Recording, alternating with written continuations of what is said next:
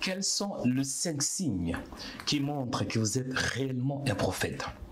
Est-ce que vous croyez que vous êtes un prophète ou bien Dieu vous a appelé à être un prophète? Comment peut-on savoir qu'on est appelé dans le ministère prophétique? Je crois que par la grâce de Dieu, vous serez bénis, vous serez instruits. Raison pour laquelle, à tout à l'heure. Shalom.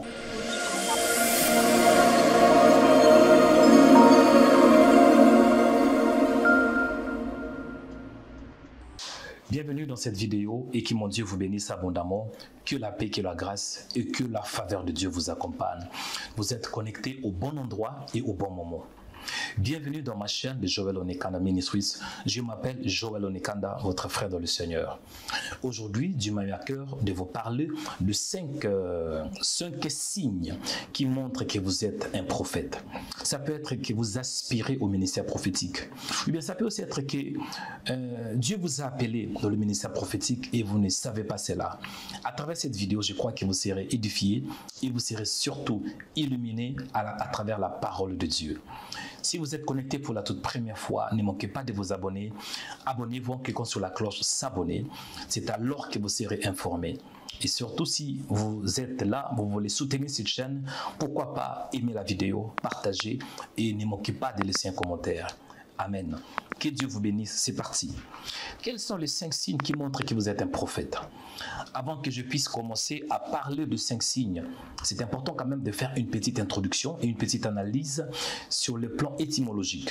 Tout d'abord, lorsqu'on parle des prophètes, le mot prophète, je prends les mots là en 2 parties. Parce qu'on voit tout d'abord pro et fémi. En grec, pro et fémi. Pro qui veut dire en avance, fémi qui veut dire faire connaître la pensée de quelqu'un d'autre, ou bien en transmettant la parole. Cela veut dire, lorsqu'on parle d'un prophète, un prophète c'est un interprète. En d'autres termes, un prophète, il ne dit pas ses paroles, mais celles de Dieu. Il interprète la parole de Dieu. Un prophète, il transmet fidèlement la pensée de Dieu sans la diluer. Un prophète, il annonce à l'avance. Donc, un prophète, il interprète quoi? Il interprète la parole de Dieu. Et lorsqu'on parle de mot prophète, comprenez qu'en hébreu, il y a plusieurs termes qui parlent de prophète. Parmi les 3, voilà, les 3 qui sont plus communs, nous avons Nabi, nous avons Roé et nous avons Chosé, dont nous allons aussi parler plus tard. Lorsque nous parlons de Nabi, Nabi en réalité signifie porte-parole. Et lorsqu'on parle de prophète, c'est important de savoir situer, parce qu'il y a le prophète de l'Ancien Testament, il y a le prophète du Nouveau Testament. Bien aimé dans le Seigneur, dans l'Ancien Testament, bien dans l'Ancienne Alliance, on voit par exemple Moïse, on voit Abraham qui est aussi un prophète, on voit Samuel, on voit Élie, on voit Élisée, on voit en fait il y avait plusieurs prophètes, on voit aussi des prophètes qu'on appelle majeurs et des prophètes mineurs. Parmi les prophètes majeurs, nous avons Daniel, nous avons Jérémie, nous avons Ézéchiel, nous avons Isaïe, et parmi les prophètes mineurs, nous avons Joël, nous avons Habakkuk, nous avons Zacharie. Donc, bien aimé dans le Seigneur, c'est important de savoir distinguer cela. Et le prophète dans l'Ancien Testament, lui, il était censé à prédire, il était censé d'annoncer en réalité aussi le Christ. On voit l'exemple du prophète majeur au nom d'Isaïe.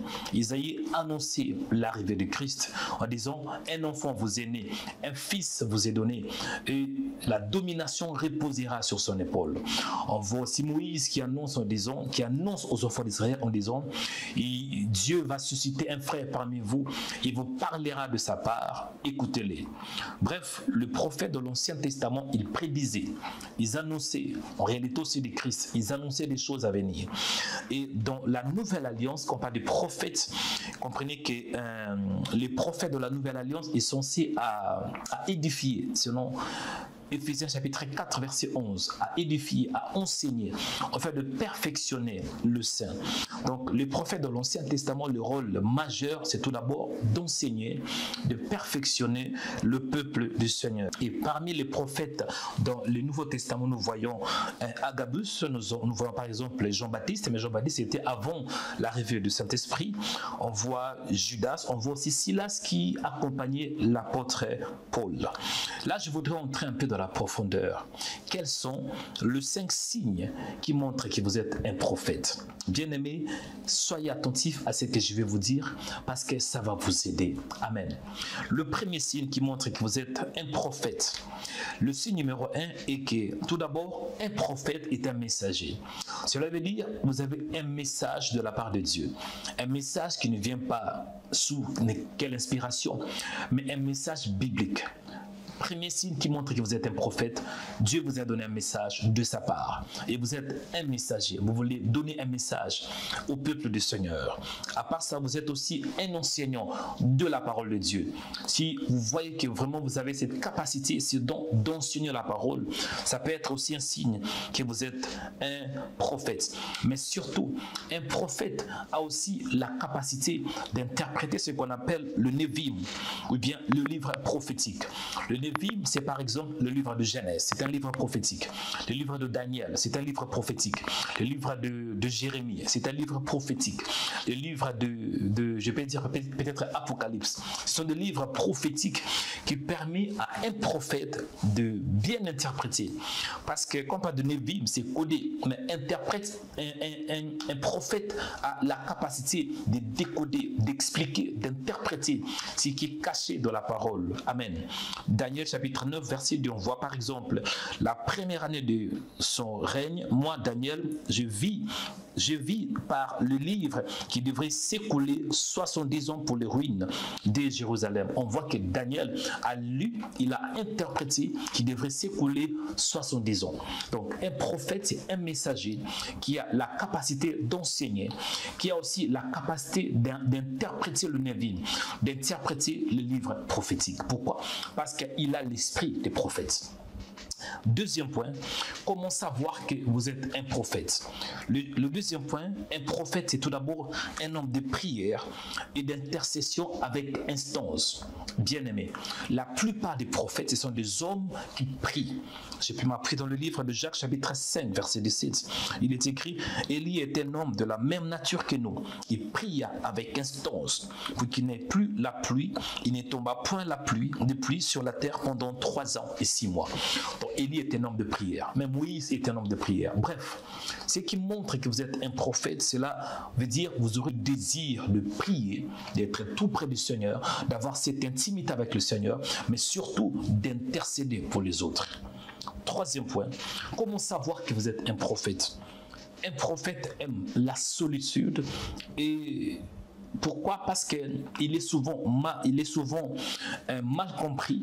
Un prophète, c'est un homme qui aime la solitude. Pourquoi? Pour passer plus de temps avec le Seigneur.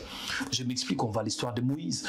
Moïse était un homme qui aimait le Seigneur. Il passait beaucoup de temps avec le Seigneur. Parfois, il passa, on voit 40 jours dans la présence du Seigneur. Je vois par exemple dans le livre de l'Exode, chapitre 34, verset 28. Moïse demeura là avec l'Éternel pendant 40 jours et 40 nuits, sans manger ni boire. Et l'Éternel écrit sur le table les paroles de l'alliance, les 10 commandements. Donc un prophète, c'est un homme qui aime la solitude, afin de passer du temps avec le Seigneur. Et un prophète, il est aussi parfois rejeté. Donc si vous n'aimez pas que les gens vous rejettent, c'est que vous n'avez pas cette capacité, vous n'avez pas ces dons. Mais par contre, si vous voyez que vous aimez la solitude, afin de passer du temps avec le Seigneur, c'est que vous êtes appelé dans un ministère prophétique. Quatrième point, comment savoir que vous êtes un prophète? Un prophète est un homme de vision et de prophétie. En d'autres termes, un prophète est un homme qui a l'habilité spirituelle de voir au-delà de ce qui est physique. Je m'explique. Daniel chapitre 10 verset 5. Il est écrit, j'ai levé les yeux et je regardais. Voici, il y avait un homme vêtu de lin, ayant sur le rein une ceinture d'or d'Ophaz. On voit dans Ézéchiel chapitre 37 verset 10, j'ai prophétisé selon l'ordre qu'il m'avait donné. Donc un prophète, c'est aussi quelqu'un qui voit au-delà. Ici, je ne parle pas de dons spirituels, mais je parle plus de dons ministériels, parce qu'il y a une différence entre le don spirituel et le don du ministère. Un prophète, il a l'esprit des prophètes, il a la capacité de voir comme un prophète, il a la capacité de parler sous l'inspiration de Dieu. Et parfois, lorsqu'il prophétise, il ne sait même pas qu'il prophétise. Pourquoi? Parce qu'il a l'esprit des prophètes, il a le manteau prophétique. Cinquième point, comment savoir que vous êtes un prophète? Un prophète, il dénonce le péché et l'injustice. On voit par exemple Jean-Baptiste dans Matthieu chapitre 3 verset 2. En ces temps-là, verset 1 pardon, en ces temps-là, parut Jean-Baptiste prêchant dans les déserts de Judée. Il disait, répentez-vous, car le royaume des cieux proche. Un prophète dénonce le mal. Un prophète dénonce l'injustice. On voit l'exemple de Moïse. Avant même d'être appelé par le Seigneur, il était quelque part en Égypte. Il a vu qu'un Hébreu était maltraité par un Égyptien. Vu qu'il n'aimait pas l'injustice, il a pu intervenir. Il a tué l'Égyptien. Pourquoi? Parce qu'en lui, il y avait aussi cette capacité de ne pas aimer l'injustice, d'haïr la justice. C'est un homme juste. Bref, le cinquième point, un prophète, il dénonce le péché. Un prophète, il dénonce aussi l'injustice. Mais je voudrais rajouter un bonus, un sixième point important, un sixième signe qui montre que vous êtes appelé à être un prophète. Un prophète annonce le retour de Jésus. Un vrai prophète doit annoncer le retour du Christ. Même on voit dans le livre de Deutéronome chapitre 18 verset 15, déjà Moïse il dit, l'Éternel ton Dieu te suscitera du milieu de toi entre tes frères un prophète comme moi, vous l'écouterez. On voit même Jean-Baptiste dans Jean 1:29, il est écrit, le lendemain il vit Jésus venant à lui, il dit, voici l'agneau de Dieu qui ôte le péché du monde. Un prophète doit annoncer le retour de Jésus.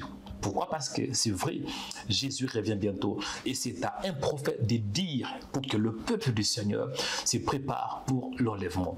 Voici un peu ce que Dieu m'a mis à cœur. Je vais parler de 6 points même, mais c'est 5 points majeurs. Le premier point, un prophète, c'est un messager de Dieu, un enseignant de la parole et un interprète de Névim. Voilà. Un prophète, c'est un homme de prière, un homme aussi qui intercède avec instance. Un prophète est un homme qui aime la solitude et qui aime aussi être aussi avec le Seigneur. Un prophète est un homme de vision et de prophétie. Un prophète est un homme qui dénonce le péché et l'injustice. Un prophète est un homme qui annonce le retour de Jésus. J'espère que vous étiez édifiés.